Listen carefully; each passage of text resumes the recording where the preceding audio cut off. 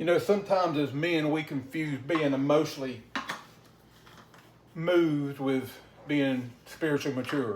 You know, powerful worship service can move us, and a men's conference can fire you up. You know, your pastor's sermon can bring you to tears.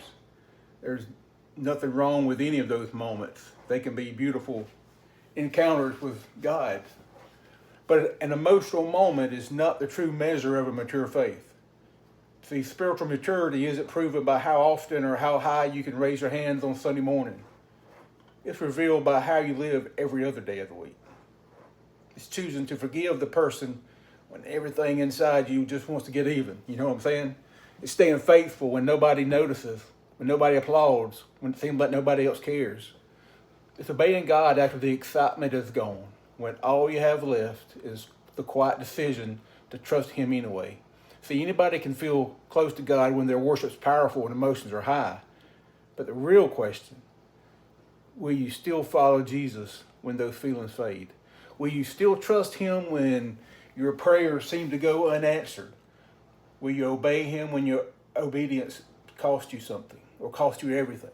Will you remain faithful when no one else sees you but God? See, deep roots aren't built in emotional moments. They're built through daily surrender, one prayer at a time, one day at a time, one act of obedience at a time, one ordinary day of faithfulness at a time. You see, God isn't just looking for men who know how to feel His presence. He's building men who will reflect His character in their everyday life.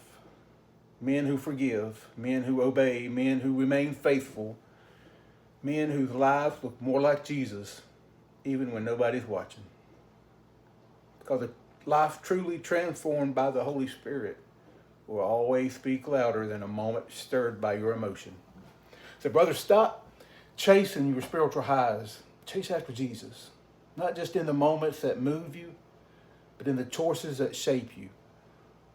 Let your life be defined by how deeply you feel in the service, how consistently you obey when no one's clapping and the music isn't playing and no one's watching. Because in the end, see, God isn't impressed with emotional peaks.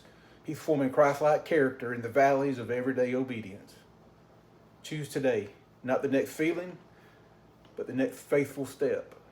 Because that is where real change begins.